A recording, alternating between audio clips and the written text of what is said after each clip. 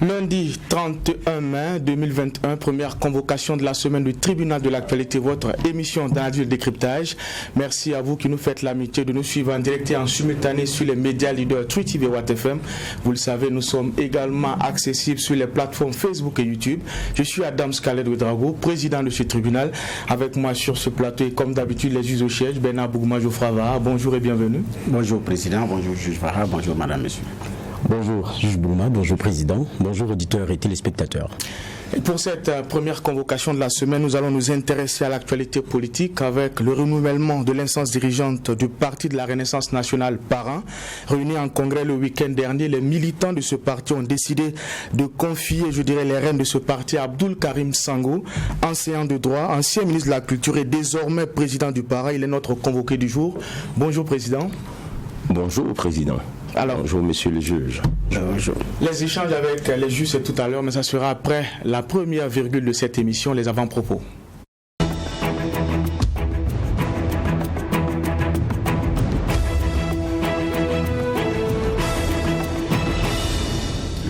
Messieurs les juges, vous avez la parole. On va commencer avec juge Bougma. Qu'est-ce qui retient votre attention pour cette première convocation de la semaine? Merci président. Mon avant-propos va concerner le sport au niveau du scolaire parce que c'est aujourd'hui le sport qui rentre dans le cadre des examens et concours de fin d'année. Donc pour le BPC, donc le sport s'ouvre ce matin. Donc beaucoup de courage à ces enfants, beaucoup de courage à leurs parents, beaucoup de courage aussi à leurs encadreurs.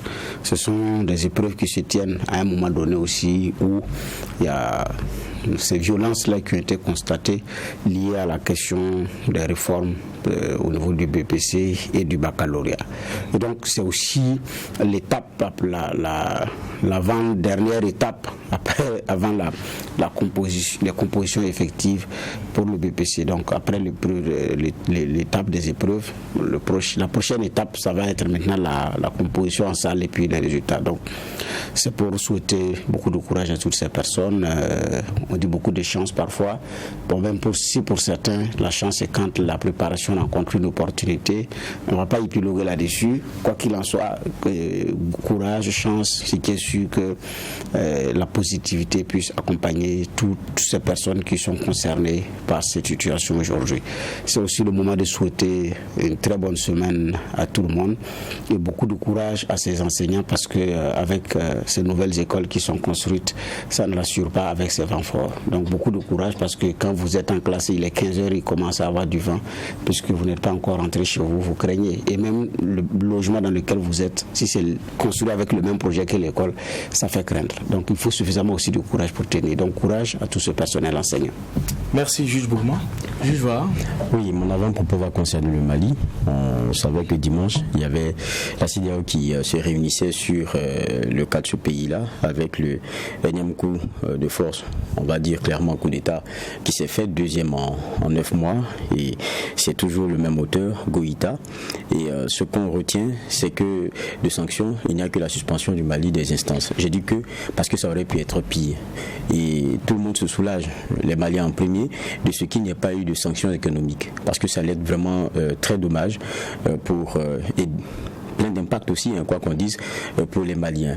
Maintenant, il y a en juin on va dire l'Union européenne et les autres de continuer d'accompagner le Mali et on se rend compte que tout le monde marche comme sur des œufs. On espère qu'il y aura des élections dans les délais qui avaient été prévus, même si c'est une transition qui est menée par des militaires, parce que là, on a l'impression que c'est passé ce que Goïta a eu à faire, et reste à ce qu'on lui impose maintenant un premier ministre civil et puis un gouvernement plus inclusif. Moi, je le disais, ça allait être aussi, quoi qu'on dise, un enjeu majeur pour Goïta, le caractère inclusif de sa démarche après pour que son coup soit vraiment accepté, parce qu'il y a M5 RFP qui demandait et qui toquait à la porte pour être plus représenté dans les instances de décision. Et ça, ils l'ont fait même avant le coup de force de Goïta. Je me rappelle que le dernier rendez-vous avec Badao, le président plutôt débarqué, c'était le 6 mai. Donc vous comprenez que ça urgeait pour ces forces-là. Donc c'est une bonne nouvelle et puis une opportunité aussi pour eux de revoir donc une réduction des choses et que eux se sentent un peu plus intégrés dans cette sphère décisionnelle-là. On attend de voir ce que le reste va donner, mais ce qu'on souhaite, c'est le meilleur pour les Maliens parce que c'est une transition réussie pays, pour moi, c'est des élections dont les résultats après sont acceptés de tous et qu'on puisse passer à autre chose. C'est ce qu'on pourrait espérer pour ce pays. Merci, messieurs les juges. Merci également à l'équipe de réalisation de cette émission, le tribunal de l'actualité, aussi bien à la télé qu'à la radio. Une équipe qui nous permet d'être en direct et en simultané du lundi au vendredi. Pour ceux qui nous prennent en marche, Abdoul Karim Sango, nouveau président du Parti de la Renaissance nationale Parrain, est notre convoqué du jour. Monsieur le Président, une fois de plus, bonjour et merci d'avoir honoré notre convocation. Merci encore une fois de me donner l'opportunité de m'exprimer sur ce plateau du tribunal de l'actualité, un plateau auquel je suis relativement habitué avec le JEVA, le juge Bougman. Et puis merci à Toi TV de façon générale d'avoir accompagné le parrain dans ce que j'appelais les préparatifs de ce congrès extraordinaire, parce que votre organe, votre média en tout cas, a traité de manière satisfaisante l'ensemble de nos événements. Je profite d'ailleurs, puisque c'est ma première grande intervention publique aussi, pour dire merci à l'ensemble des médias.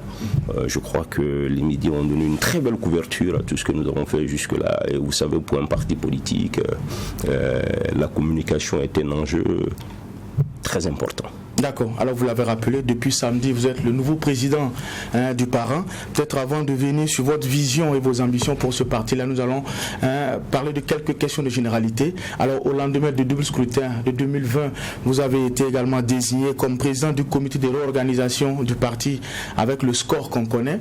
Alors à ce poste-là, vous avez certainement fait des réflexions. Aujourd'hui, quel est le bilan de cette consultation et pourquoi cette contre-performance du Parrain à cette consultation? Non, le Parrain a connu une contre-performance au dernier scrutin pour la simple raison qu'il était mal préparé pour affronter ce scrutin. Et vous savez, en politique, comme dans beaucoup de domaines, c'est pas du maraboutage. Vous récoltez ce que vous sémez. Nous l'avons indiqué déjà dans la lettre d'ailleurs de l'équipe des missionnaires à l'époque.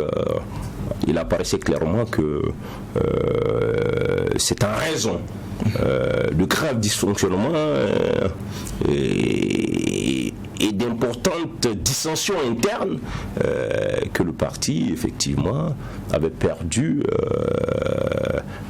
les places qu'il occupait, j'allais dire, au niveau législatif. Vous avez suivi que moi-même, qui devais conduire la liste nationale, avec toute la modestie que je voudrais me reconnaître, mais qui apparaissait pendant ce scrutin comme étant une des rares figures fortes du parti, par une magie qu'on ne saurait expliquer. Ma liste avait été invalidée. Et tout ça, ce sont des éléments qui concourent à créer une sorte de démotivation. Voilà, je vais appeler ça comme ça, au niveau des équipes. Donc, beaucoup de listes aussi, dans certaines provinces, mal constituées, mal préparées. Et c'était pas du tout à l'honneur d'un parti comme le nôtre, qui a au moins 20 ans.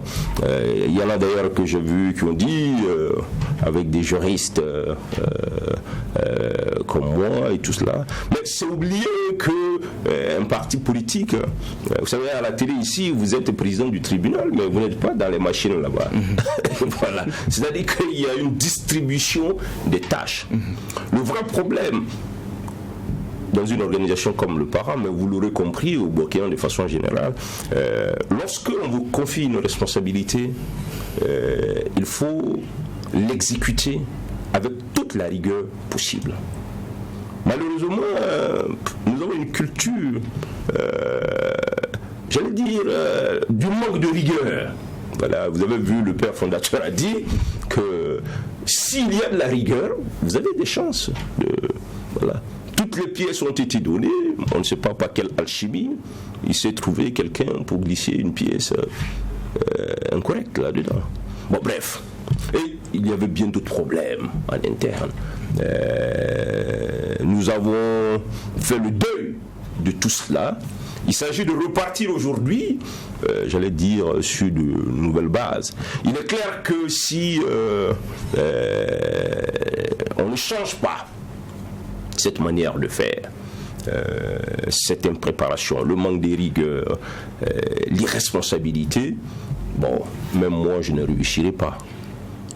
Mais la seule chose que je sais que lorsqu'on me confie une mission, je l'exécute convenablement. D'accord. C'est pour ça qu'on m'a donné 6 mois pour organiser le parti, le congrès. D'accord. Voilà. En vue de se préparer pour. Voilà. Nous sommes à peu près dans les délais. Et nous pouvons dire globalement que nous sortons largement satisfaits parce que le parti avait été donné pour mort. Vous avez suivi les images. Nos militants se sont sérieusement, nos sympathisants se sont sérieusement mobilisés autour de ce congrès. C'est certainement un prélude à des choses meilleures qui vont venir. Voilà. Alors, comme pour vous donner la réplique, certains ont estimé que c'est la qualité de votre liste qui vous fera député ou pas. Comment vous, personnellement, au-delà du parti, vous avez vécu justement cet épisode-là? Bon, c'est dommage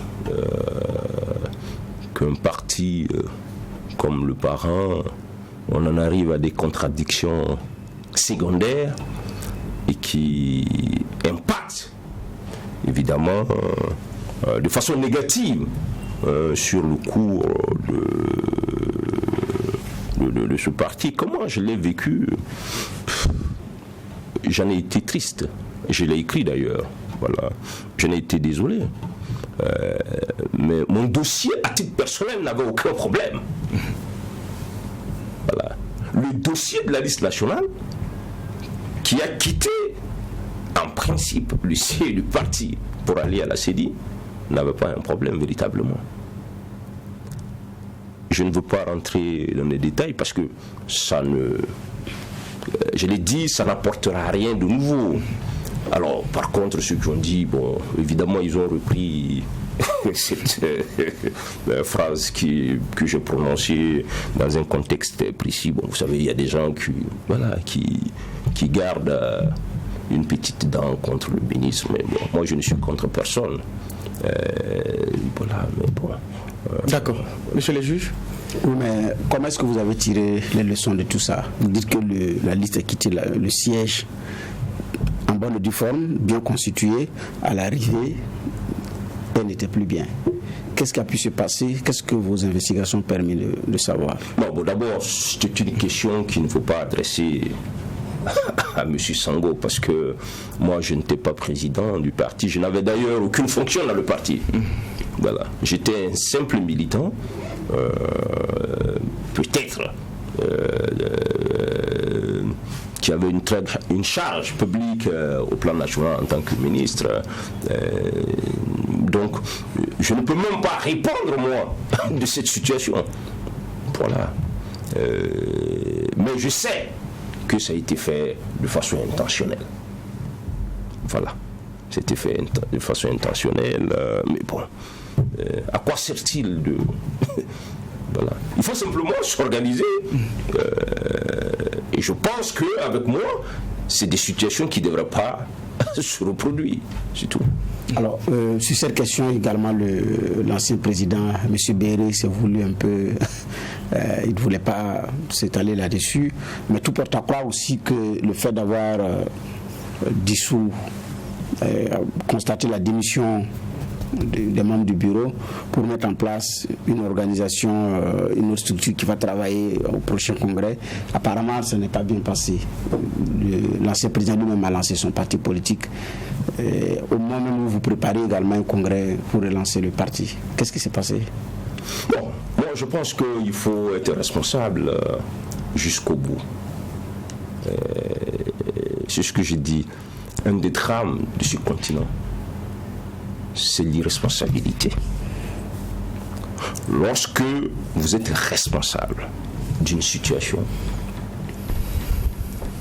vous devez en rendre compte Et lorsque vous échouez à l'exécution de votre mission, et c'était le cas ici, pour incompétence notoire avérée, vous en tirez simplement les conséquences et vous vous retirez.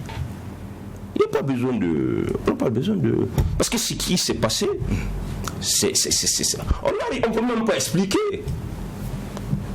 Voilà. Bon, il a créé son parti. Moi, je ne vais pas perdre du temps. On n'a pas beaucoup de temps. Je ne vais pas parler du Péré ou de son parti. Ça m'apporte quoi? D'accord. Non, mais j'ai une dernière question. Autant dire également, c'est votre tour en tant que président du parent, parce que vous étiez tous deux présentés comme les fils de Laurent Gbagbo. Je parle de Tahirou Bahary, Abdoul Karim Sango. Donc aujourd'hui, c'est le tour également de M. Sango d'être président du parent. Oui, je pense.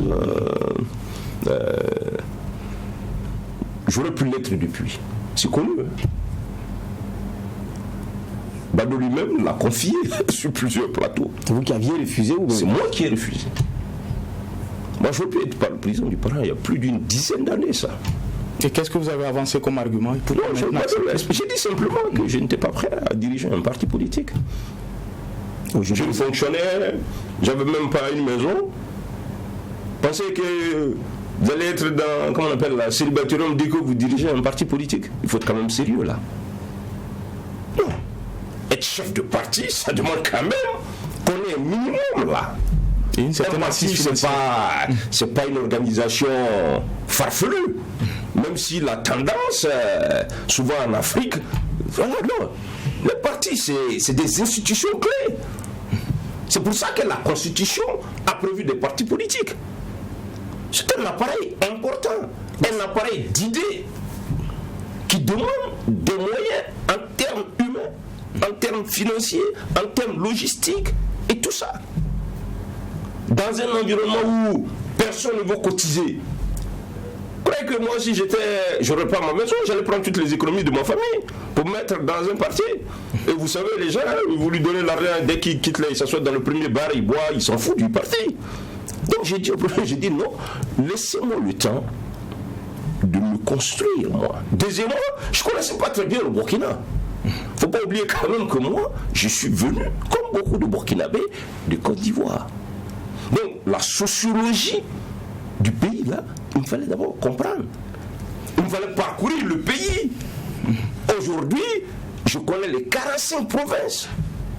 Je connais des gens partout. Je connais des gens dans tous les secteurs. Donc avec un coup de téléphone, je peux régler beaucoup de problèmes. Je peux me permettre en ce moment de dire que je suis président d'un parti politique. J'ai incarné, comment on appelle ça là, j'ai incarné d'adresse au plan national, au plan international, parce que ma fonction m'a permis, mes consultations, mes quoi. Voilà. C'est pour ça que d'ailleurs, l'ancien porte-parole de Gbagbo, quand il est venu, au moment où je n'avais pas cette relation. Le parrainage a été représenté, etc., etc. C'est ça. Bon, ici, bon, vous savez, avec la pléthore de partis politiques, avec tout le respect que j'ai pour les gens, il faut... Non, c'est pas ça. C'est pas ça, là. Il faut... D'ailleurs, dans mon discours, je l'ai dit. Ça, c'est une démocratie. C'est un multipartisme débridé. Déjà, c'est comme si c'était de l'amusement. Et vous savez, ça impacte négativement la qualité de la démocratie. Donc, parce que les hommes politiques doivent constamment avoir la capacité morale et intellectuelle de se prononcer de façon objective sur les situations que le pays traverse.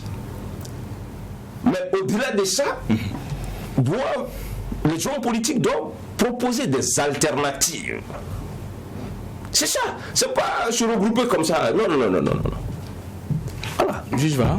Donc, vous achevez de nous convaincre que lorsqu'on parle de parti et de politique, c'est pas forcément la force des idées. S'il n'y a pas de moyens, c'est pas possible. Aujourd'hui, Sango les a. Non, je dis, hier, c'est-à-dire il y a 10-15 ans, la situation dans laquelle je me trouvais, c'est pas celle dans laquelle je suis aujourd'hui. Il est évident. Bon, les moyens, mais c'est pas les moyens directs.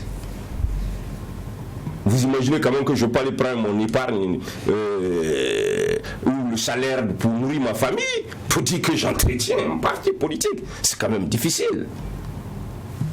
Mais en politique, c'est connu ici, c'est connu ailleurs, il faut avoir un réseau de relations, de gens qui vous donnent, qui vous accordent une certaine crédibilité, qui estiment que le projet que vous portez là, si ce projet, les populations adhèrent, si ce projet est mis en œuvre, ça peut aider à créer plus de stabilité, ça peut aider à développer le pays, ça peut aider à contenir les cycles de violence, etc. Donc, vous les entraînez là-dedans. À ce moment, ils peuvent vous accompagner. Parce que c'est clair, si vous attendez les cotisations des gens, vous allez attendre longtemps encore. Parce que malheureusement, depuis une trentaine d'années, on a développé une sorte de clientélisme politique, comme je l'ai dit. Et ça, c'est immoral et amoral. C'est-à-dire que les hommes politiques ne peuvent pas être des distributeurs, comme les trucs, les gables d'argent. C'est pas possible, là. Vous allez le faire à quoi? J'aime bien cette formule du président Gbagbo qui disait là, mais que si un homme politique est riche, c'est que c'est un voleur. Tu ne peux pas être un homme politique et être riche. Mais un homme politique n'a pas le droit aussi d'être pauvre, d'être dans la misère. Il y va de sa crédibilité. Il faut donc trouver un juste équilibre entre les deux. Pourquoi un homme politique ne doit pas être pauvre? Parce que l'homme politique, sa fonction, c'est de réfléchir pour trouver des solutions aux problèmes de la nation. C'est une fonction. Là. Mais ça doit s'entretenir. C'est-à-dire qu'au moment où vous développez votre business, mais vous savez, le business, pour que ça marche, il faut de la stabilité. Vous parlez du Mali. Pourquoi le Mali est dans cette situation? C'est en partie parce que la classe politique a échoué. Donc les conséquences sont énormes sur la population, sur le business, sur la sous-région. C'est pour ça que j'ai dit, la fonction d'homme politique, ce n'est pas une fonction banale. Même si dans nos environnements, regardez ailleurs comment un tout petit peu ça se passe. Sinon, je ne dis pas que moi, les moyens c'est quoi? C'est vrai, vous avez les moyens financiers, c'est un élément important. Mais les moyens aussi sont au plan intellectuel. Et vous savez très bien qu'au plan intellectuel, ça je les ai. Et le principe, c'est quand même les moyens intellectuels qui tirent l'argent. Comme j'ai dit, ce sont les idées qui entraînent l'argent. Même si on croit, comme les gens disent, qu'eux ne mangent pas de l'argent. Je l'ai dit hier quelque part, mais pourtant c'est les idées qui les font manger. D'accord. Pour la deuxième question, tout à l'heure, vous, président, comme Bernard abordait la question de l'union au sein du parti, je pense que Bernard donnait quelques exemples qui donnaient tête de ce qu'il y avait quand même quelques problèmes avec des départs et tout. Dans votre discours, vous dites quelque chose d'intéressant. Je reprends les propos mot pour mot pour ne pas les trahir. Vous dites, vous avez... Et parlant donc du président fondateur, vous avez travaillé à promouvoir la justice, l'honnêteté et le partage, recherchant avec détermination. Non, c'est pas ça, je le trouve, voilà. Priez ardemment pour nous, pour la réconciliation, l'entente entre vos fils pour une cohésion au sein du parti, très cher père fondateur. Conseillez-nous afin que nous puissions retrouver les valeurs africaines héritées de nos ancêtres. Si c'est arrivé au stade de la prière, c'est que ça ne va pas. Hein? Mais ça dépend de ce à quoi vous croyez. Dites-nous, sinon on n'est pas à l'église. Non, c'est pas un problème d'église. Moi, je n'ai aucun complexe. On dit aux croyants, priez sans cesse. Et moi, je suis croyant. Le fondateur est croyant. Il n'y a aucun complexe là. Aux États-Unis, là, si vous n'allez pas chanter à l'église, là, on ne vous vote même pas. Tout comme en Arabie Saoudite, si vous ne priez pas à la mosquée, on ne vous vote pas là. Donc moi, je n'ai aucun problème avec ça. Voilà. En tant qu'individu, je connais l'importance de la prière. Donc il faut mettre ça dans son contexte. Parce que cette fausse laïcité de la France, blablabla, c'est faux là. C'est clair. Là, les pays européens là, ils se sont développés sur quoi? À partir de la civilisation judéo-chrétienne. Mais non, force, j'arrive. Non, ça dit que vous semblez... Non, il y a un vrai problème. Quand vous regardez l'évolution du parti, ce serait fastidieux et inutile de reprendre les crises que le parti a connues. D'accord. Donc, quand même, et vous savez que moi je suis attaché quand même au principe de vérité. Donc, je ne peux pas dire qu'il y a l'unité parfaite et qu'il n'y a pas eu et qu'il n'y a pas un problème de cohésion. Ça c'est clair, ça y est là. Maintenant, il faut qu'on travaille pour les prochaines années à ce qu'il y ait le moins possible de crises, de problèmes de personnes, etc. etc.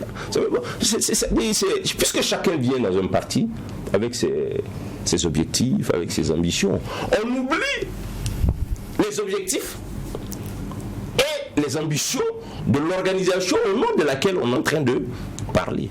C'est un peu dans ce sens que j'ai demandé parce que ça fait perdre et du temps et des ressources au parti. Si c'est pour multiplier les crises, c'est pas la peine que moi je dirige un parti comme ça va me perdre du temps. Qu'est-ce que je gagne là-dedans? D'accord. Alors vous prenez le parti après Tahirou Barry et Béré, vous avez parlé tantôt des crises que le parti a connues. Alors aujourd'hui, pour certains, ces crises-là sont dues à une trop grande présence du président fondateur. Aujourd'hui, est-ce qu'on peut dire que Abdoul Karout Sango a le coup de franche pour gérer aujourd'hui le parti? Bon, je pense que lui-même il l'a dit, non? Si vous avez suivi au Congrès.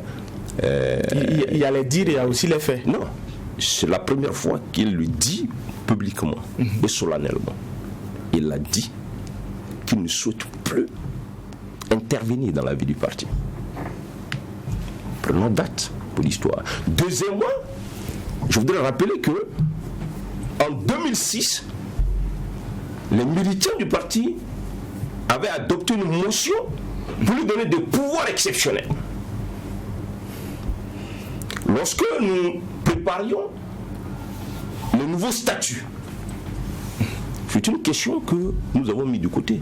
Lorsque moi j'ai soumis le projet de statut au fondateur pour recueillir ses amendements, c'est lui qui a dit, c'est lui qui a mis un article nouveau pour dire qu'il ne veut plus disposer de ses pouvoirs exceptionnels.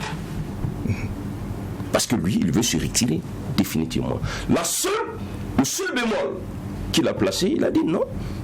Si vous voulez vous fusionner avec une organisation, moi je sollicite que vous demandiez mon avis.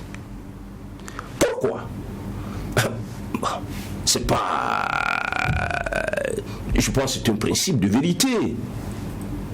La troisième voie dont on se réclame, le tertiarisme, là. Mais c'est une construction intellectuelle du professeur. Il a passé sa vie à construire ça. Donc c'est important quand même que si on veut s'engager dans un processus de fusion, c'est-à-dire que on disparaît en tant qu'entité politique pour être dans une autre entité, il faut s'assurer quand même que ce qui constitue l'épine, l'âme, j'allais dire, du parti, demeure. Voilà un peu ce qu'il en est. Bon, après, c'est vrai qu'il faut regarder dans le passé. Je l'ai dit, si le passé n'éclaire pas le présent, l'esprit marche véritablement dans les ténèbres. Donc nous, on va regarder le passé dans le sens de voir qu'est-ce qui était bien, qu'est-ce qui n'était pas bien, qu'est-ce qu'il faut éviter pour avancer. Mais je pense, il me l'a dit à titre personnel, je connais le professeur Bado, il n'est pas intéressé encore d'intervenir. Il m'avait même dit de dissoudre, il avait dit sa proposition originale, c'était de dissoudre le parti, il a même répété. Et que c'est parce que moi je suis têtu. Il a dit non, de dissoudre. Puisqu'il estime à un moment donné que les cadres du parti eux-mêmes sont un problème, mais aussi il y a une incompréhension du point de vue de l'opinion. Il pense qu'on a suffisamment accompli notre mission, il faut dissoudre et chacun va aller se chercher où il veut. Alors je lui dis quand même, un parti qui porte un projet aussi important sur la problématique du développement endogène, partie de notre culture, de nos valeurs pour se développer, dans un environnement où les questions de valeurs sont de plus en plus en crise, on ne va pas disparaître. C'est plus qu'hier, c'est aujourd'hui que le discours du parent doit doit être dit. Je l'ai dit. Donc, de ce point de vue, il faut prendre date simplement avec l'histoire pour voir ce qui va se passer. Okay. D'accord. Alors, sur la question de financement des partis politiques, où il y a un minimum qui est exigé du premier responsable, d'abord sur le plan moral, sur certaines questions, effectivement, il n'y a pas matière à débat, parce qu'au niveau du Burkina, franchement, c'est pas du jeu. Vous cherchez le siège, vous ne trouvez pas. Les imprimés et les cachets sont dans le cartable ou sous la selle de l'engin, on se déplace avec. C'est vraiment pas une belle image qui est donnée de voir. Mais en même temps, il y a aussi la question des sources de financement des partis politiques qui pose débat. Qui finance et dans quel intérêt? Et ce débat aussi, il est aussi vieux. Alors, comment est-ce que vous comptez vous affranchir effectivement de ces hommes-là qui ont suffisamment d'argent, mais qui sont aussi très peu recommandables et qui financent aussi les partis politiques, même au Burkina Faso? Bon, très peu recommandables. Vous savez, on ne peut pas jeter comme ça l'anathème. C'est trop général. Bon, si vous donnez des exemples concrets, on peut discuter. Mais on ne peut pas, à partir de ce plateau, dire que les hommes d'affaires qui financent sont très peu recommandables. Je dis certains. Voilà, certains, voilà. Alors, mais vous posez un problème sérieux que moi, en tant qu'individu, j'avais déjà proposé des solutions. C'est-à-dire la réglementation des sources de financement des partis politiques. Oui, mais pour le moment, ce n'est pas encore réglé. Donc vous essayez de faire la même chose que les autres. Mais vous voulez que je fasse quoi? Alors que vous venez avec une nouvelle façon de faire. J'arrive. Je viens avec une nouvelle façon de faire, mais je vous dis en même temps que tout ce qui n'est pas interdit par la loi est quand même autorisé. Non, il faut régler la question de façon structurelle. Vous n'allez pas me dire, Sango, ne va pas dire à Vard de te donner 500 000 francs parce que tu as une conférence ici, tu dois regrouper des gens et tout ça, et puis les autres vont faire. Mais autant ne même pas créer un parti dans ce contexte-là. Non, il faut, oui, à l'idéal, mais il faut que l'idéal s'inscrive dans un contexte. Sinon, vous êtes des rêveurs. Maintenant, notre responsabilité, c'est de dénoncer l'absence de lumière, le défaut de réglementation. Mais je sais très bien que ce n'est pas un exercice facile dans des environnements comme les nôtres. Vous savez, dans les pays où ça marche, c'est-à-dire que le système financier est développé. Vous ne pouvez pas, dans un environnement où le cash, c'est quelque chose d'encore important, croire que vous pouvez, quand l'argent circule dans des, dans des cartines, dans des sacs, dans des quoi, non, c'est difficile. Maintenant, il faut, et ça c'est un processus qui est long, je pense que notre espace est un peu dans le processus de réglementation de tout cela. Vous voyez de plus en plus les chèques, les cartes bancaires et tout ça. C'est des problèmes de traçabilité. Vous savez que de plus en plus aujourd'hui, vous ne pouvez même pas aller dans une banque comme ça. On regarde habituellement quels sont vos mouvements. Si vous débarquez comme ça un bon matin à 20 millions, la banque risque de ne pas prendre. Voilà, parce qu'il y a des problèmes. Mais soyons réalistes. Ce n'est pas un parti isolé qui peut régler cela. C'est pour ça qu'il faut que la classe politique, à un moment donné, les vrais hommes politiques, comprennent que le chemin qu'on a emprunté n'est pas le bon. Je ne connais pas une civilisation où on peut accepter comme ça que dans une campagne, on distribue de l'argent. Non. Dans l'éducation que nous avons reçue là, pour avoir l'argent, il faut travailler. La conséquence, c'est qu'aujourd'hui, moi j'ai été choqué. Des étudiants, un groupe cible, certains, d'un parti comme le Parent, vous leur demandez de venir au meeting, vous les motivez, venez, on va partager des idées. Ils disent non, qu'il faut leur donner des per diem. J'ai dû leur dire d'aller ailleurs. Calmement. J'ai dit non. Moi, j'ai été étudiant il y a quelques années. Je n'avais pas de vélo, je n'avais pas de moto. J'ai quitté la cité à pied pour aller écouter les conférences de Badou. Parce que je crois ces idées. En 2002, là, nous on a cotisé, les Taïrou et tout ça là, ils sont tous aujourd'hui, et c'est ça qui est bien. le noyau de la cellule là, il n'y a pas un seul qui n'a pas eu du boulot. Ils sont tous de hauts cadres. Nous avons cotisé nos 200, 300, loué des charrettes pour faire quoi là? Transporter les ordures devant les cours. On l'a fait ici. C'est la première fois que les gens voyaient ça. Ils ont été impressionnés. C'est comme ça que le parent a battu le CDP à l'école communale ici. Mais c'est ça les valeurs.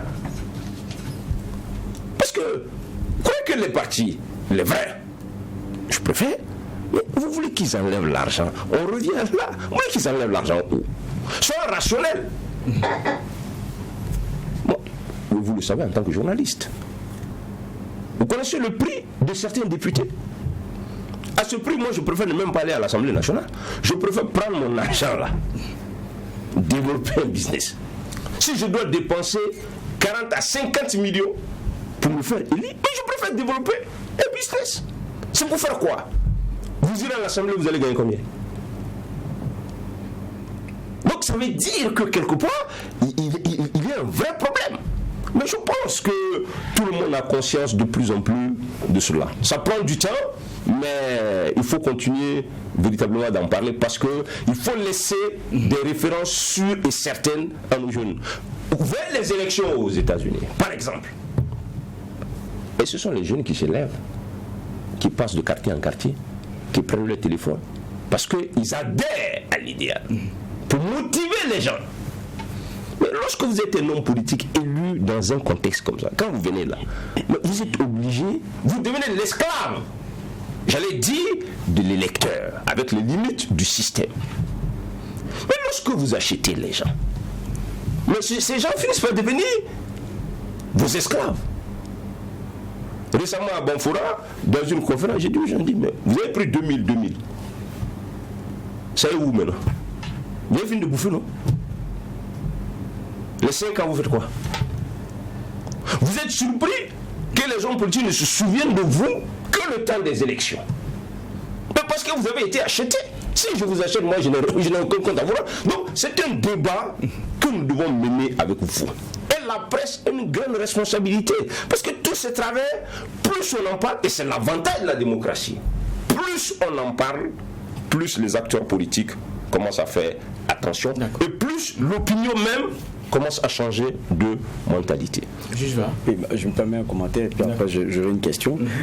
Ce que notre convoqué dit, c'est très intéressant, parce que ça permet de poser un débat qui est très profond pour moi, mais quelquefois aussi, on regarde ceux qui prennent, mais il y a la réalité de la perception que les gens de nos politiques aujourd'hui et de ces acteurs, c'est que c'est devenu, la politique, le moyen de changement social très rapide.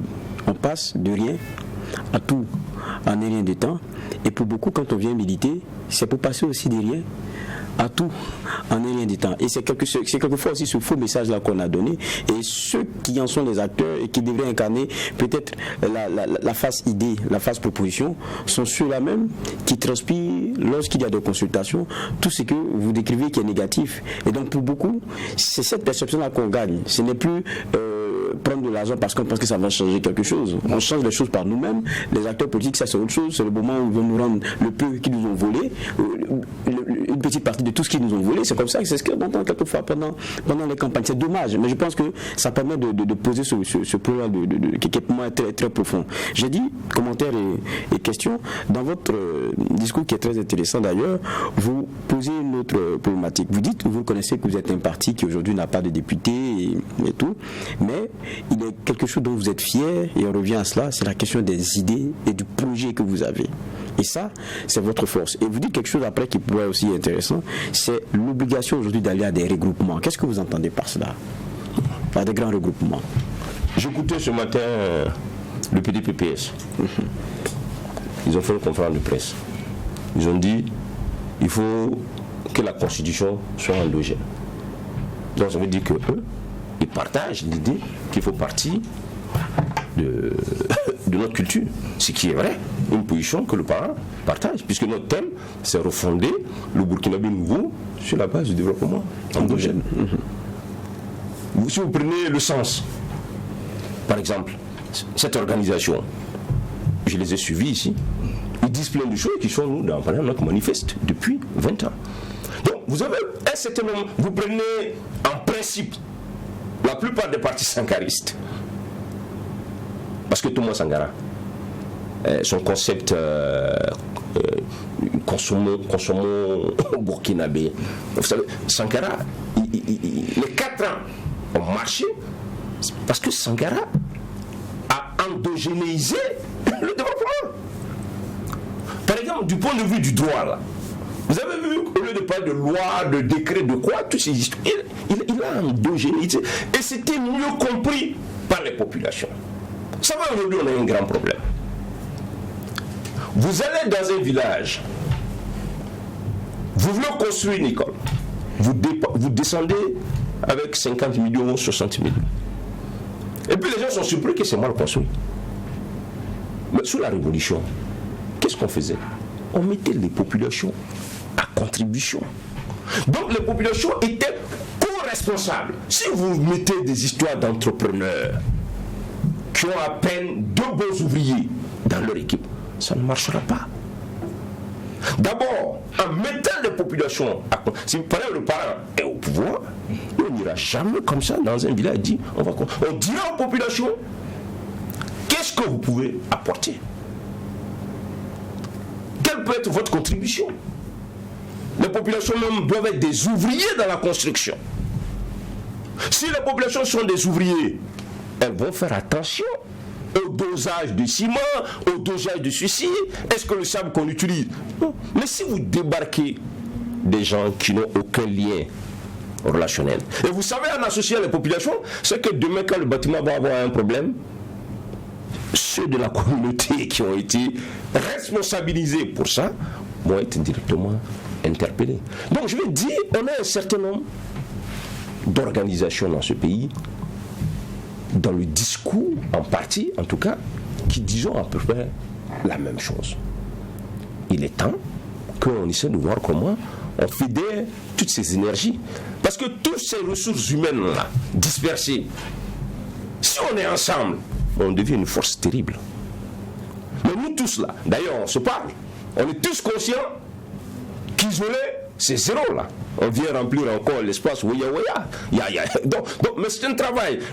La difficulté, c'est-à-dire qu'il y a beaucoup de subjectivité entre les gens. Mais vous dites que Badoula a essayé, vous allez continuer. Il a essayé avec le but, ça n'a pas marché. C'est une autre génération. Nous, on se connaît mieux. Je connais mieux Maître Kamgui Hervé. On a eu les mêmes combats, c'est un exemple. Je connais mieux Alexandre Sankara. Je connais mieux Maître Farama Ambroise. Je connais mieux Alassane Balassa Kandé. Nous sommes pratiquement de la même génération. Et entre nous là, chacun se connaît. On sait qui a fait quoi hier, qui est capable de ceci ou cela. Quand on se regarde droit dans les yeux là, on peut savoir qui peut. Si on met tout ça ensemble, c'est comme ça qu'on peut assurer un avenir à ce pays. Sinon après, c'est des projets individuels. Voilà. Il y a quelque chose qui me plaît beaucoup, c'est aussi la formation, tout le monde le sait. Et dans votre discours, vous avez dit, tout parti politique qui se donne pour mission de contribuer à la construction de la nation se doit de mobiliser, d'éduquer ses militants, de participer à la formation de l'opinion. Nous ne devons pas nous dérober d'une telle mission, nous éduquer afin d'éduquer les générations à venir sur leur mission de génération. J'insiste sur l'auto-éducation, par une quête permanente du savoir à travers notamment la lecture, les entretiens, tout bref. Donc vous avez évoqué en un mot la question de la formation. Alors effectivement, quand on constate au niveau du Burkina sur la question de formation, parce que l'une d'ailleurs des missions des partis politiques, les missions fondamentales, c'est aussi la formation des militants. Mais là, il y a un vide. Il n'y a que 2 partis, le MPP et l'UPC, qui ont des écoles de formation en bonne et due forme. Ben les autres, voilà. Donc ce côté formation n'existe pas au niveau du parent. Comment est-ce que vous comptez implémenter cette formation? Bon, je pense que le parti qui forme le plus les citoyens burkinabés, c'est le parent. Quand même, regardez le nombre de conférences que nous donnons dans ce pays. Donc, à partir de maintenant, voilà. Comment est-ce qu'on renforce? Comment est-ce qu'on vous avez formé beaucoup.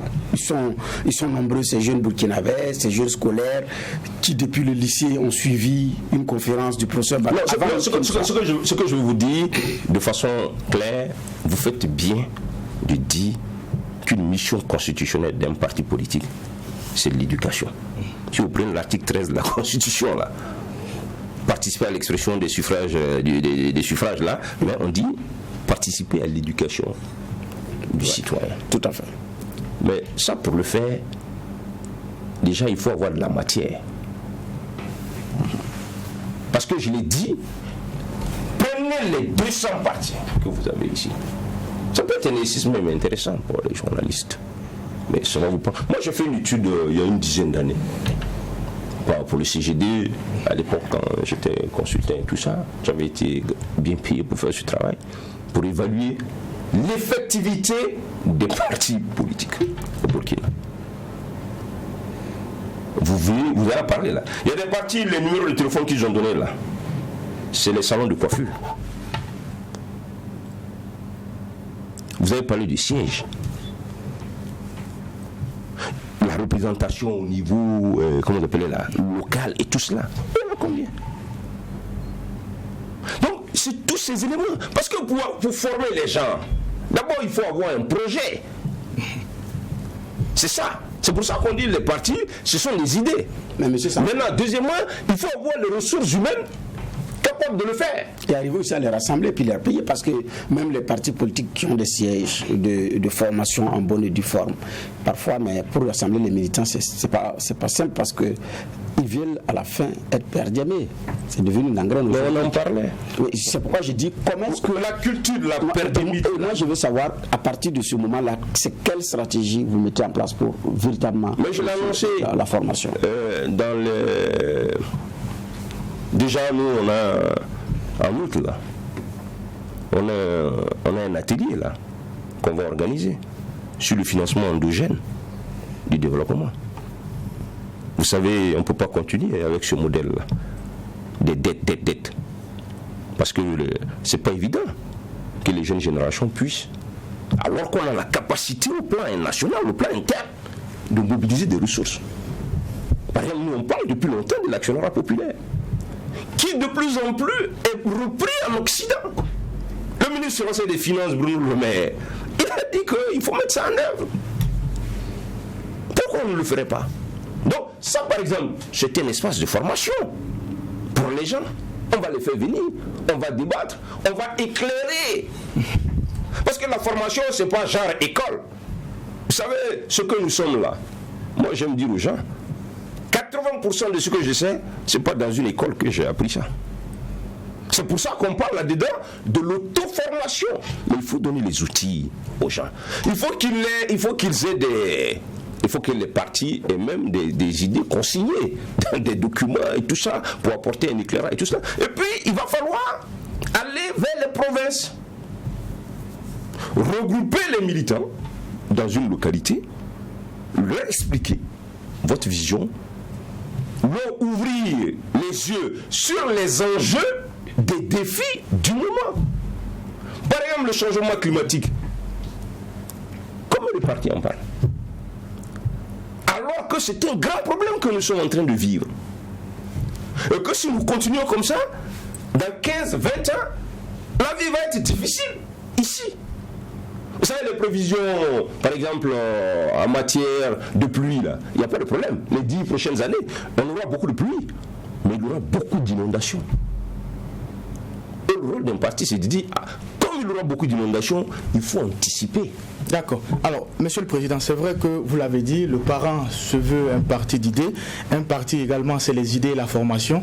Vous avez parlé de ce que vous avez pu donner comme contribution à travers la formation des jeunes. Mais pourquoi cela a du mal à se traduire dans les urnes, notamment à la présidentielle? C'est le message qui est mal adapté ou c'est le public qui ne mérite pas le parent? Votre président fondateur n'est pas assez tendre vis-à-vis des Burkinabés sur le sujet. Il a même révélé avoir pleuré après les élections de 2015. C'est quoi finalement le problème du parent? Vous êtes témoin, vous savez, c'est pour ça que nous, on propose une réforme de la démocratie. Vous savez, la démocratie, là, c'est pas à moi, ni à Badou qu'on va dire ça. Nous, on sait de quoi il s'agit. Du point de vue théorique. Nous savons de quoi il s'agit. Vous savez que ça, c'est une démocratie artificielle. Là. La démocratie électorale, là. On dit chaque homme une pouvoir là. Puisque pour choisir en démocratie, dans la théorie, il faut pouvoir se faire soi-même une opinion. Mais il y a combien de gens qui peuvent se faire une opinion? Je ne parle même pas de ceux qui ne sont pas là à l'école. Donc c'est ça le problème. Mais la preuve là en Afrique, regardez là vous-même. On vote, le lendemain, les mêmes gens sont dans la rue. Il faut être rationnel là. Donc, c'est pour ça que nous on propose tout parce que l'autre avait dit ça, on l'avait traité, même nous tous là, de raciste. Chirac.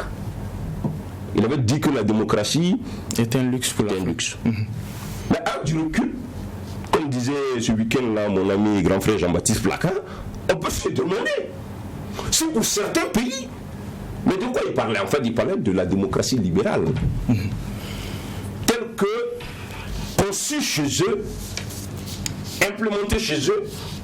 Vous savez, en France, je me dis toujours que c'est en 1946 seulement que les femmes ont été autorisées de voter. Et c'est De Gaulle qui a fait cette réforme. Et la première femme de De Gaulle a dit à De Gaulle, mais qu'est-ce que les femmes ont à foutre avec vos histoires de partis politiques? Parce que le comportement que vous voyez de nos femmes ici, là, c'était exactement comme ça en France. Mais il y a une histoire pour qu'on en arrive là. Vous savez que le président français, pendant longtemps, a été élu au suffrage universel indirect. Il n'était pas élu comme ça, là, comme on le fait en Afrique, là. En Europe, là, le suffrage a été censitaire. Si tu ne payes pas un impôt, tu ne votes pas. Et aux États-Unis, le suffrage a été capacitaire. Si tu ne comprends rien, tu ne votes pas. C'est progressivement, quand l'éducation, ils ont commencé à résoudre un peu les questions de pauvreté, qu'ils ont commencé à généraliser. C'est pour ça, nous, depuis 20 ans, nous on dit il faut élire les gouvernants au suffrage universel indirect. C'est-à-dire que c'est l'ensemble des députés, des représentants, tout ça. D'abord, ça nous permet d'éviter des dépenses inutiles comme on le fait pour les votes. Vous savez, les élections, le président de la Chine l'a dit. Vous pensez que c'est raisonnable, c'est rationnel dans un pays comme le nôtre que des élections coûtent 100 millions? Mais les Blancs se moquent de nous, là. Ils savent très bien. Et vous faites ça, plus de la moitié des gens restent chez eux. Donc vous aurez dépensé pour rien. Voilà pourquoi nous on veut continuer ce débat.